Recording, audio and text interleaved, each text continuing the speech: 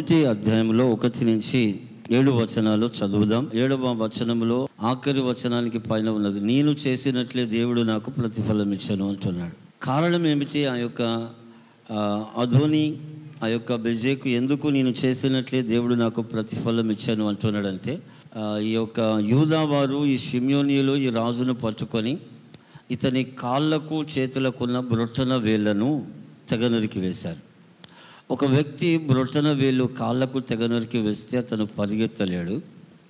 ఒక వ్యక్తి తన చేతికి ఉన్న బ్రొట్టన వేలను తెగనరికి వేస్తే ఆ వ్యక్తి యుద్ధము చేయలేడు. ఏ పని కూడా నైపుణ్యత కలిగి చాకచక్యముగా చురుగ్గా చేయలేడు. ఏ పనైనా కానీ ఈ బ్రొట్టన వేలు లేకుంటే మనము చేసినంత పర్ఫెక్ట్గా చేయలేడు. యుద్ధము చేయడానికి అస్సలే వీలు కాదు. పారిపోతున్న ఆ వ్యక్తిని తరిమి పట్టుకొని మరి అతని బ్రొట్టన వేలను తెగ నరికి వేశారు. నరికి వేసిన తర్వాత యెరూషలేమునకు వెళ్ళేసరికి అతను చనిపోయాడు. అయితే అతను చనిపోకముందు అంటున్న మాట ఏమిటంటే, నేను చేసినట్లే దేవుడు నాకు ప్రతిఫలం ఇచ్చాను అంటున్నాడు. ఏంటిది అతను చేసిందట అంటే, అక్కడ రాయబడి ఉంది 7వ వచనంలో, అప్పుడు అధోని బెజేకు తమ కాళ్ళు చేతుల బ్రొట్టన వేలను కోయబడిన 70 మంది రాజులు నా భోజనపు బల్ల క్రింద ముక్కలు ఏరుకొనుచుండిరి. నేను చేసినట్లే దేవుడు నాకు ప్రతిఫలం ఇచ్చాను. ఈ రాజుగా ఉంటున్నటువంటి వ్యక్తి కూడా ఒక 70 మంది రాజులను బ్రొట్టన వేలను తెగనరికి వేశాడంట. 70 మంది రాజులను బ్రొట్టన వేలను తెగనరికి వేస్తే వారు ఈ రాజు యొక్క భోజనపు బల్ల క్రింద పడుతున్న ముక్కలను ఏరుకొని, రాజులుగా బ్రతికిన వాళ్ళు ఈ రాజభోజనము చేసేటువంటి స్థితిలో ఉన్న వారిని చంపివేస్తే అయిపోయేది. కానీ చంపకుండా వారు బ్రతికినంత కాలము ఈ అధోని బెజేకు యొక్క భోజనపు బల్ల చుట్టూ ఈ రాజుతో పాటు కూర్చున్నటువంటి ఆ రాజ దర్బారులో ఉన్నటువంటి ప్రజలందరూ ఈ రాజుతో ఎవరెవరు ఎట్టి ఆతిథ్యము తీసుకుంటున్నారో వారందరూ తిని త్రాగి అన్నపానములలో నుంచి భోజనపు బల్ల నుంచి కింద పడే ముక్కలు ఏరుకొని 70 మంది తిన్నారంట. అంటే వారిని చంపకుండా వారి బ్రొట్టన వేలను నరికి వారిని దీనంగా హీనంగా వారిని బ్రతికేలా చేశాడు. మరీ రాజుగా ఉన్న వారిని ఏరుకొని తినే స్థాయికి తీసుకువచ్చాడు. అంతగా వారిని హింసించి వారిని శిక్షించినందుకట నాకు కూడా దేవుడు అదే విధంగా నేను చేసిన దానికి తగిన ప్రతిఫలం నాకు ఇచ్చాడు. వారికి ఎట్లా బ్రొట్టన వేలను తెగనరికి వేశానో నాకు అలాగే చేశాడు దేవుడు అని చెప్పి అతను చనిపోయాడట. వారిలాగా బ్రతికిలేడు. అయితే ఇందులో నుంచి అతను ఏమి చెప్తున్నాడు మనకు అంటే, దేవుడు మనము చేసినట్లే దానికి ప్రతిఫలం ఇస్తాడని మాట్లాడుతున్నాడు. చూడండి, గలతీ పత్రికలో 6వ అధ్యాయంలో కూడా, మనుషుడా దేవుడు వెక్కిరింపబడడు, నువ్వు ఏది విత్తుతావో అదే కోస్తావని చెబుతూ ఉన్నాడు పౌలు. దేవుడు మనం ఏది విత్తితే అదే మనము కోసేలా చేస్తాడంట. వాస్తవానికి దేవుడు సృష్టించిన ఈ ప్రపంచంలో నానా విధములైనటువంటి వృక్ష ఫలములను దేవుడు సృష్టించాడు. వాటి యొక్క విత్తనములు, నానా విధములైన విత్తనములను ఫలములను ఇచ్చేటువంటి మొక్కలను ప్రభు మొలిపించిన తర్వాత ఈ భూమి మీద దేవుడు ఆది నుంచి కూడా ఎలాగైతే ఏ విత్తనమైతే విత్తుతామో అదే విత్తనము ఈ భూమి మీద విత్తిన దానికి ప్రతిఫలం ఇస్తుంది. మనము మామిడి చెట్టును విత్తితే ద్రాక్ష పండ్లను ఆ యొక్క చెట్టు ఇవ్వదు. మనము మామిడి గింజను విత్తితే అది మామిడి చెట్టుగా ఎదిగి అది మామిడి పండ్లను ఇస్తుంది. గోధుమలను విత్తి మనము వరి పంటను కోయం, వరిని విత్తి గోధుమలను కోయం. ఈ భూమి మీద మనము ఏది విత్తుతామో అదే కోస్తాం, అవునా కాదు? ఈ భూమి మీద మనమే కాదు, సృష్టి యొక్క ధర్మం ఏమిటి, ప్రభు యొక్క ధర్మం ఏమిటి అంటే, ఏది విత్తితే అదే మనము కోసేలాగా ప్రభు చేశాడు. ఈ రోజుల్లో తెగలవారు, కొన్ని వర్గాల వారు ఏం చేస్తున్నారంటే, కొన్ని చెట్లకు వేరొక చెట్టు వేర్లను తెచ్చి వేరొక చెట్ల యొక్క మొక్కలను విరిచి వాటిని తెచ్చి వాటికి అంటగడుతున్నారు. తెలుసా మీకు? అలా వాటిలో 2 రకాలైన చెట్లు పెరుగుతున్నాయి ఒకే చెట్టులో నుంచి. కానీ ఈ వ్యక్తి విత్తడం కాదు, విత్తిన తర్వాత వచ్చిన దాన్ని తీసి ఇంకొక చెట్టుకు అంటుగడుతున్నాడు. కానీ విత్తడం మాత్రం ఏది విత్తితే అదే ఈ భూమి మీద వస్తుంది. దాన్ని మాత్రం ఎవరు ఇప్పటిదాకా బీట్ చేయలేదు, దాన్ని మార్చలేదు. ఒకటి విత్తి ఇంకొకటి పుట్టేలాగా చేయలేదు ఎవరు కూడా. ప్రభు అంటున్న మాట ఏమిటి, ఈ యొక్క రాజు అంటున్న మాట ఏమిటంటే, నేను చేసినట్లే దేవుడు నాకు చేశాను. ఈ పౌలు ఏమంటున్నాడంటే, మనుషుడా, దేవుడు ఎప్పుడూ వెక్కిరింపబడు, నువ్వు ఏది విత్తితే అదే కోస్తావు అంటున్నాడు. అయితే పౌలే కాదు, ఈ బైబిల్ గ్రంథం ఏమని చెబుతున్నదంటే, మేలు చేయువాడు దేవుని సంబంధి, కీడు చేయువాడు అపవాది సంబంధి. మనము గలతీ పత్రిక 6వ అధ్యాయంలో 6 నుంచి 10 వచనాలు చదివితే, మనం మేలు చేయుటయందు ఆసక్తి కలిగి ఉందాము అని అంటున్నాడు. మనము విసుకక, మానక, ఎడతేక, అత్యాసక్తితో విశ్వాస గృహము వారి ఎడల, ఇతరుల ఎడల మేలు చేయుటకు మనం ప్రయాసపడదాము అంటున్నాడు. ఎందుకనంటే మేలు చేయువాడు దేవుని సంబంధి, కీడు చేయువాడు అపవాది సంబంధి. యేసు ప్రభు కూడా ఈ భూమి మీద ఆయన శిష్యులకు బోధించినటువంటి అతి శ్రేష్టమైన అమూల్యమైన బోధ ఏమిటంటే, మనము మన తండ్రి అయినటువంటి పరలోకపు తండ్రి అయినటువంటి దేవునికి కుమారులు కుమార్తెలుగా ఉండునట్లు జీవించాలి. మన పరలోకపు తండ్రికి కుమారులు కుమార్తెలుగా ఉండునట్లు జీవించాలంటే ఆయన ఎలాంటి వాడని ప్రభు ఉపదేశించాడంటే, ఆయన మంచివారి మీదను చెడ్డవారి మీదను ఆయన సూర్యుని ఉదయింపజేస్తున్నాడు, చంద్రుల్ని నక్షత్రాలను ఉదయింపజేస్తున్నాడు. ఆయన మంచివారి మీదను చెడ్డవారి మీదను ఆయన వర్షము కురిపిస్తూ ఉన్నాడు. ఆయన అందరికీ మేలు కలుగునట్లుగా ఈ సృష్టి యొక్క ధర్మమును కొనసాగిస్తూ ఉన్నాడు. అందరికీ ఈ భూమి మీద కావలసిన వనరులన్నీ ఉత్పత్తి అగునట్లు చేస్తూ ఉన్నాడు. అయితే మనము కూడా ఎలా ఉండాలట అంటే, మన పరలోకపు తండ్రిని పోలి ఉండాలి. మనము కూడా ఆయన వలె మంచివారి ఎడలను చెడ్డవారి ఎడలను మనము ఎల్లప్పుడూ మేలు చేయు వారముగానే ఉండాలి. మనము కీడు చేయు వారముగా ఉండకూడదని అద్భుతంగా చెబుతూ ఉన్నాడు. మోషే ద్వారా అందించిన ఆజ్ఞలను చూసిన మన పరిశుద్ధ గ్రంథం యొక్క, ఈ బైబిల్ గ్రంథం యొక్క అంతటిలో కూడా చూసిన, ఇతరులకు మేలు కలుగునట్లుగా మన క్రియలు, మన నడవడి, మన చర్యలు, మన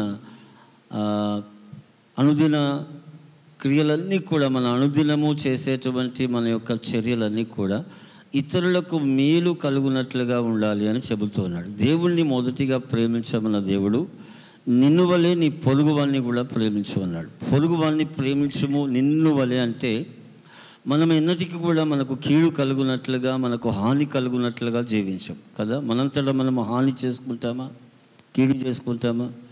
ఈ మధ్యలో మీరు లేచి అనవచ్చు, ప్రేమికులలో ఒకరు చేతులను కోసుకుంటారు, వారికి వారే ఆత్మహత్యలు చేసుకుంటారు, హాని చేయవచ్చు అంటే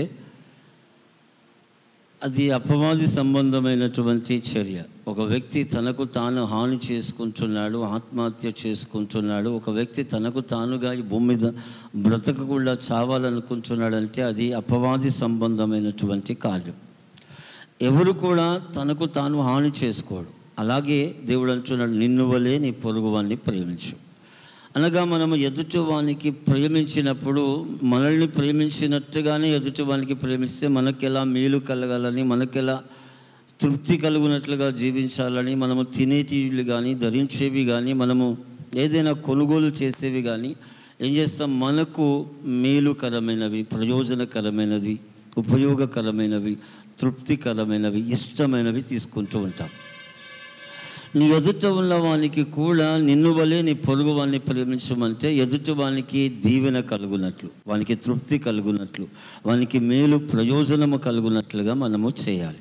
అయితే ఈ రాజు ఏది చేశాడో దేవుడు అతనికి అదే ఇచ్చాడంట. అదే ఇస్తే బాగుండు అతని మట్టుకే. కానీ న్యాయాధిపతుల గ్రంథం 9వ అధ్యాయం 25వ వచనం 24వ వచనం ఏమని సెలవిస్తూ ఉందంటే, 22 నుంచి చదువుతాను, వినండి.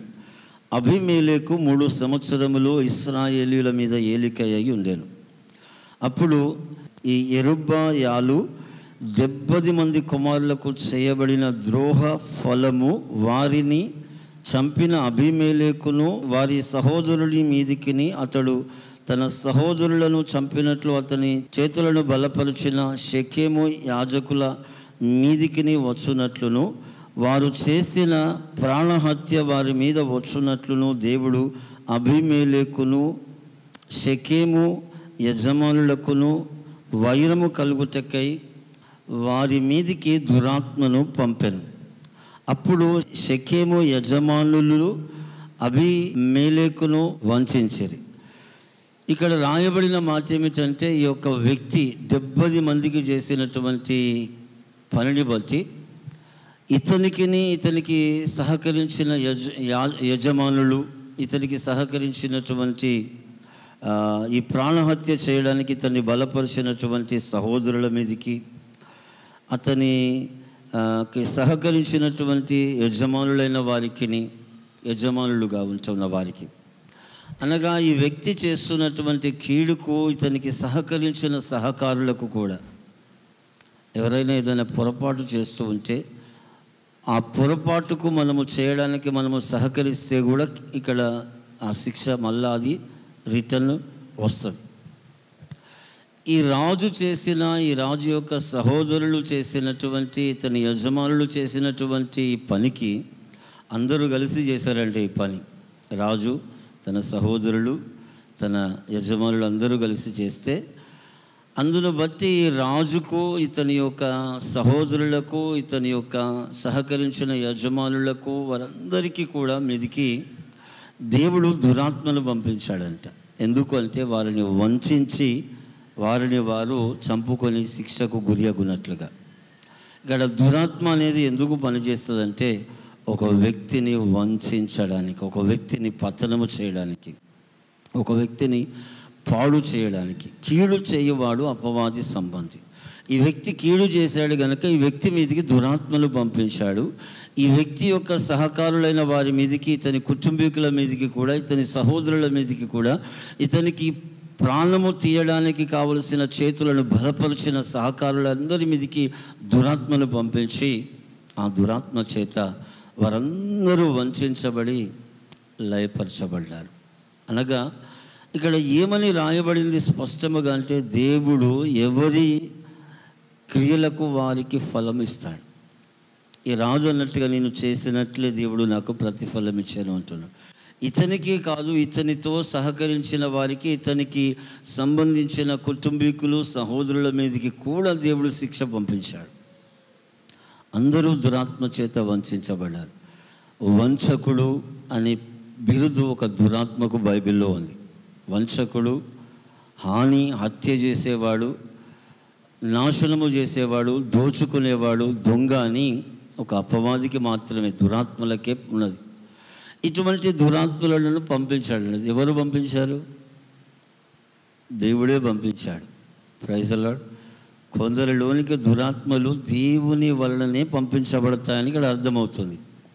ఎందుకు అంటే, వారు కీడు చేసిన వారు గనక వారి కీడుకు ప్రతిఫలముగా కీడు వారు కోయునట్లుగా వారి మీదకి ఆ కీడును చేసే దురాత్మలను పంపి వారు ఆ కీడును అనుభవించేలాగా చేస్తాడు దేవుడు. సౌలు అనబడుతున్న దావీదును ఎదిరించిన మహారాజుగా ఉన్నటువంటి సౌలు, ఈ సౌలు కూడా దేవుడు అభిషేకించాడని తెలిసి కూడా దావీదును చంపగోరితే ఈ సౌలు మీదికి కూడా దేవుడు దురాత్మను పంపించాడు. అయినా కూడా మాటికి దురాత్మ చేత పీడించబడుతున్నప్పుడు దావీదు వచ్చి ఆ దురాత్మ వెళ్ళగొట్టబడడానికి వీణ వాయించినప్పుడెల్లా దురాత్మ వెళ్ళిపోయింది, దావీదు ప్లే చేసినప్పుడెల్లా. కానీ ఈ దురాత్మ వెళ్ళిపోయిన తర్వాత కానీ, దురాత్మ వెళ్ళిపోక ముందు కానీ ఈ సౌలు ఏం చేశాడటంటే, ఈటెతో ఒక్క దెబ్బతో దావీదును కొట్టి చంపుతానని చెప్పి ఈటె మాటికి విసిరారంట. దావీదు ఎదురుగుండానే ఉన్నాడు, సౌలు ఎదురుగుండానే ఉన్నాడు. ఈ సౌలులో దురాత్మ దేవుడు పంపించాడు. ఈ దురాత్మ చేత పీడించబడుతున్న సౌలు దావీదు వచ్చి వీణ వాయించినప్పుడు దేవుని సన్నిధి దిగి ఆ దురాత్మ నుంచి విడుదల పొందుతూ ఉన్నాడు. అయితే నేను ఈ వ్యక్తిని ఈటెతో కొట్టి చంపుతానని ఈటె మాటికి విసిరాడట. మాటికి విసిరాడు. తెలుసు కదా మనకు, 1 సమూయేలు గ్రంథం 17-18 చదువుతూ ఉండాలి. అయితే అందులో మాటి మాటికి విసిరాడంట. అక్కడ ఏమని రాయబడిందంటే, సౌలు దేవుని యుద్ధ నుంచి దురాత్మ పంపించబడితే ఆ దురాత్మ చేత పీడించబడుతున్నాడు. దైవజనుడు వచ్చాడు, అద్భుతమైనటువంటి కళాకారుడి యొక్క దావీదు వచ్చాడు, ప్లే చేశాడు, దురాత్మ వెళ్ళిపోయింది.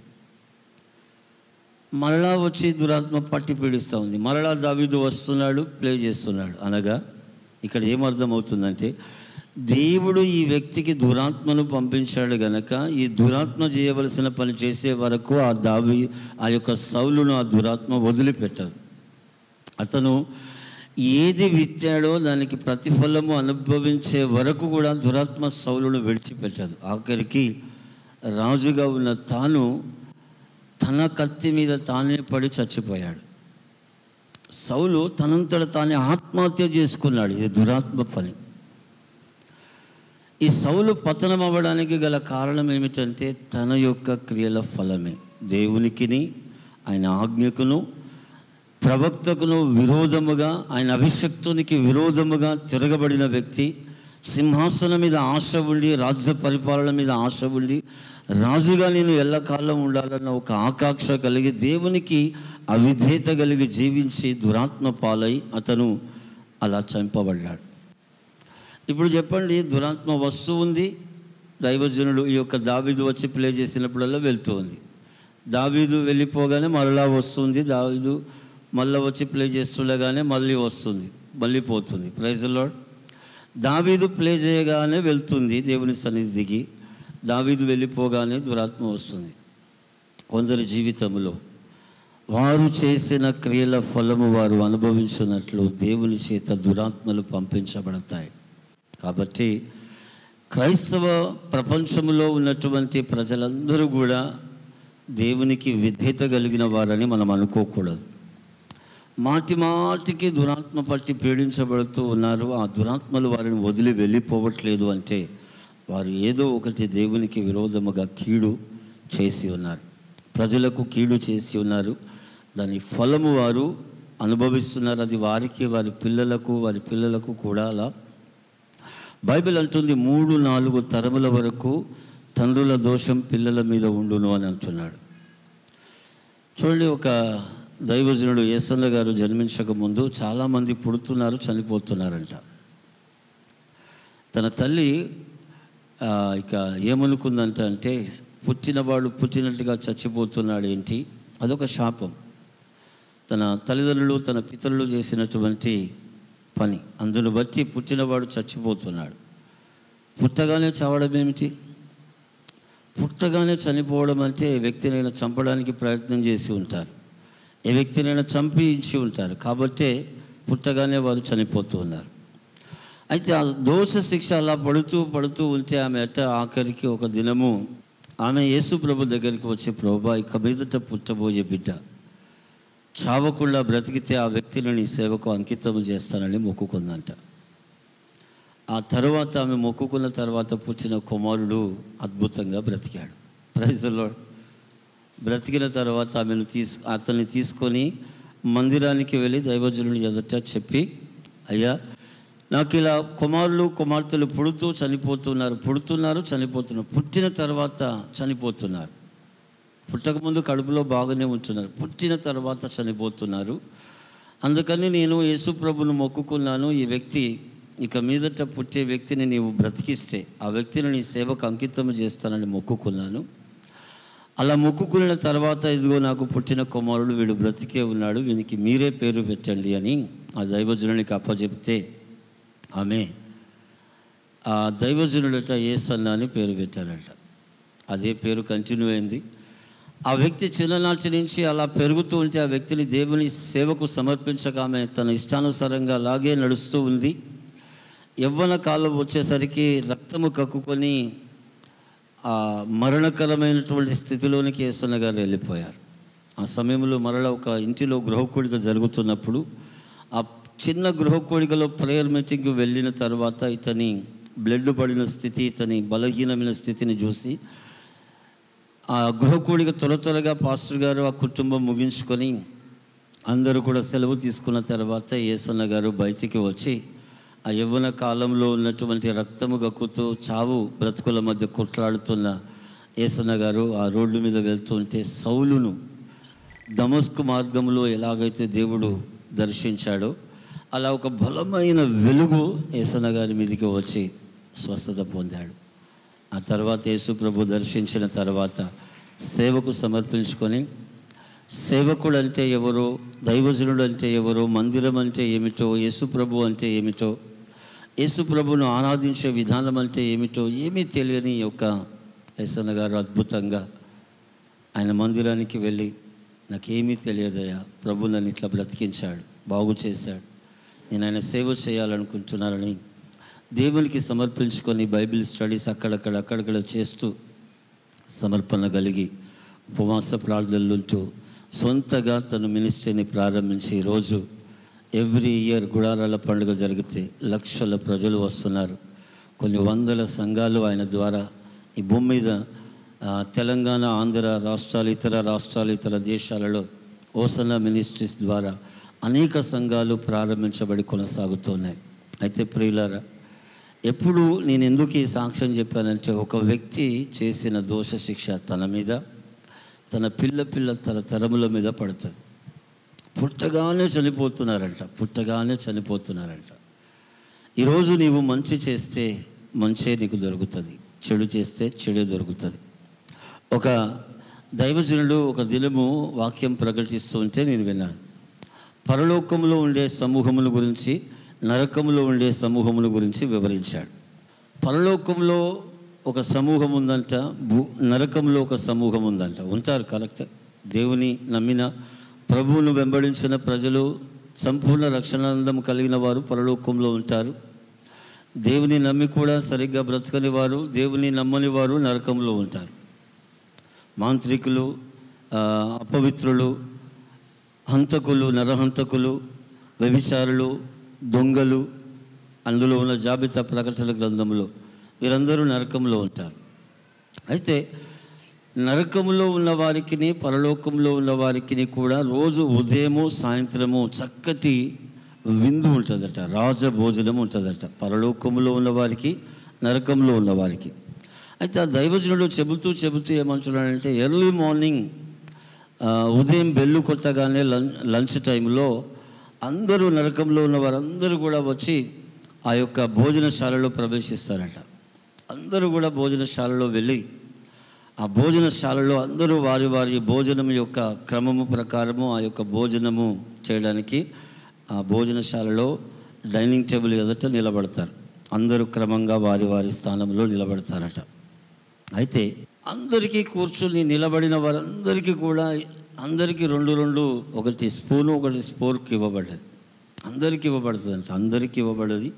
అన్ని రకాలైనటువంటి వంటలు అక్కడ ఉంటాయంట. స్వీట్స్ ఉంటాయి, కారముగా ఉండేది, పిండి వంటలు ఉంటాయి, స్వీట్స్ ఉంటాయి, ఇంకా నాన్ వెజ్ ఉంటుంది, వెజ్ ఉంటుంది, చాలా రకాలైనటువంటి భోజన పదార్థాలు ఉంటాయట. ఒక వ్యక్తికి తినడానికి 100 కొలది భోజన పదార్థాలు ఉంటాయట, వెరైటీస్ 100 కొలది.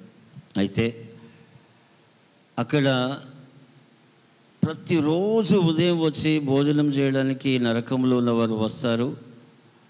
అందరూ కూడా భోజనం చేయడానికి వారి స్పూన్స్తో, వారి స్పోర్కుతో ఆ యొక్క వారికి ముందు ఉన్నటువంటి టేబుల్స్లో ఉన్నవన్నీ తీస్తారు. కానీ అంతా కిందనే పడవేసి ఒక్క మెతుకు కానీ ఒక్కటి కానీ నోటికి పోకుండా అంతా కూడా కింద పడేసి వెళ్ళిపోతారంట. ఎందుకు అంటే వాళ్ళకి ఇవ్వబడే స్పూన్స్ అంట 5 ఫీట్లు ఉంటాయంట. అంటే ఇక్కడ చెయ్యి పట్టుకుంటే ఈ స్పూను, ఈ 5 ఫీట్ల స్పూన్ ఇట్లా రావాలంటే రాదు. చక్కగా గుర్తుపెట్టుకోండి, స్పూన్ ఇట్లా రావాలంటే రాదు. ఇది ఇట్లా రాదు. ఇట్లా వీడు పెట్టుకొని పోదాం అనుకునేసరికి చెయ్యి వస్తూ ఉంది కానీ స్పూన్ రాక నరకంలో ఉన్న వాళ్ళందరూ వెనక పడేసుకోవడం, ముందడ పడేసుకోవడం ఇదే జరుగుతుందంట. ఉదయం ఇదే కొట్లాట, సాయంత్రం ఇదే కొట్లాట. పరలోకంలో కూడా ఎవ్రీడే మార్నింగ్ ఈవినింగ్, ఎవ్రీడే కూడా మార్నింగ్ ఏమో లంచ్, ఈవినింగ్ ఏమో డిన్నర్ ఉంటుందంట. అలాగే బెల్లు కొట్టబడినప్పుడు అందరూ కూడా పరలోకంలో ఉన్నవారు వస్తారు. అందరూ వారి వారి యొక్క భోజనశాలలో వారి యొక్క డైనింగ్ టేబుల్ ఎదుట నిలబడతారు. వీళ్ళకు కూడా 5 ఫీట్లు ఉండేటివే ఇచ్చారట స్పూన్స్. అయితే వీరు ఏమి చేశారంటే ప్రతిరోజు కూడా ఈ పరలోకంలో ఉన్నవారు ఉదయము తృప్తిగా తిని, రాత్రి తృప్తిగా తిని తృప్తి పొందుతూ ఉన్నారంట. మరి నరకానికి పరలోకానికి తేడా ఏమిటంటే ఏమీ లేదు. అక్కడ ఉన్న వారికి సేమ్ భోజనం, ఇక్కడున్న వారికి సేమ్ భోజనం. అక్కడున్న వారికి సేమ్ స్పూన్స్, ఇక్కడున్న వారికి సేమ్. కానీ ఎందుకు వీళ్ళు తృప్తిగా తింటున్నారట అంటే, ఈ పరలోకంలో ఉన్నవాడు ఎదుటిగుండా ఉన్నవాడు ఏది కావాలంటే అది స్పూన్తో తీసి వానికి తినిపిస్తూ ఉంటాడంట.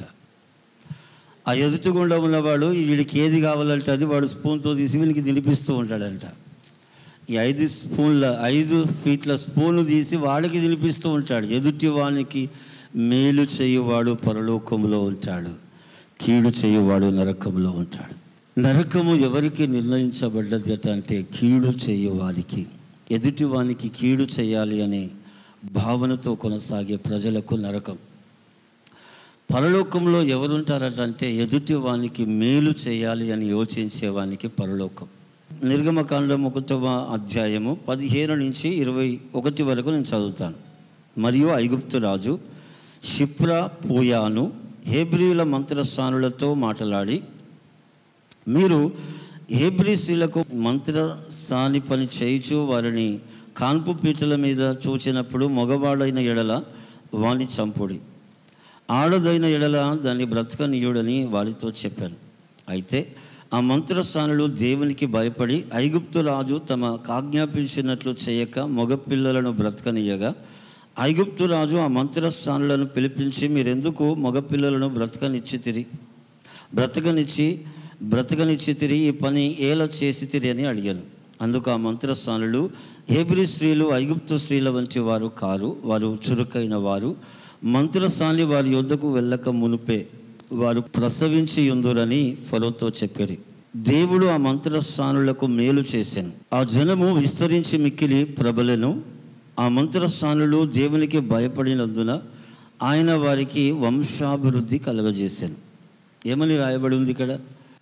ఈ ఐగుప్తు రాజట 2 స్త్రీలు మంత్రస్థానులు షిప్రా పూయ అనబడుతున్న వీరికి పిలిచి ఆజ్ఞ ఇచ్చాడట, మీరు ఈ హెబ్రీ స్త్రీలకు మంత్రసాని పని చేస్తున్నారు కదా, మీరు మగపిల్లలు కనుక పుడితే వారికి ఆ పీటల మీద పుట్టిన వెంటనే చంపివేయండి, ఆడవారు పుడితే వారిని బ్రతకనీయుడని ఈ 2 మంత్రసానులకు ఆజ్ఞ ఇస్తే వాళ్ళు దేవునికి భయపడి ఆ పని చేయలేదంట. రాజు పిలిచి, మీరు ఎలా నా ఆజ్ఞను తృణీకరించి వారిని బ్రతకనిచ్చితిరి అని అడిగితే, అయ్యా, ఈ ఐగుప్తు స్త్రీల వంటి వారు కారు హెబ్రీ స్త్రీలు, మేము వెళ్ళకముందే, మంత్రస్థానులు వెళ్ళకముందే వారు ప్రసవించి బిడ్డలకు జన్మనిచ్చి ఉందురు అని చెప్పారంట. ఆ మాట విని ఈ రాజు వారిని ఏమి చేయలేదు. అయితే దేవుడు వారిని జ్ఞాపకము చేసుకున్నాడట. ఆ మంత్రస్థానులను దేవుడు జ్ఞాపకం చేసుకొని ఆ మంత్రస్థానులకు దేవుడు మేలు చేశాడంట. వీరు కూడా మేలే చేశారు కదా, బిడ్డలను చంపక బ్రతకనిచ్చారు రాజు ఆజ్ఞ తృణీకరించి. తత్ఫలితంగా వీరికి దేవుడు మేలు చేశాడంట. అంతేకాదు, ఆ జనము విస్తరించి మిక్కిలి ప్రబలెను. ఆ మంత్రస్థానులు దేవునికి భయపడినందున ఆయన వారికి వంశాభివృద్ధి కలుగజేశాను. ఇమ్మీడియట్లీ ఏమి జరిగిందట అంటే, దేవుడు వారిని జ్ఞాపకము చేసుకొని వారి జనము విస్తరించి వంశాభివృద్ధి పొందినట్లుగా, బహుజనులుగా విస్తరించినట్లుగా, వారు పిల్లలను బ్రతకనిచ్చారు గనక వారికి వంశాభివృద్ధి కలుగునట్లు చేశాడట. వారు ఏది విత్తారో, వారు ఏది చేశారో అదే వారికి దేవుడు చేశాడు ప్రతిఫలముగా.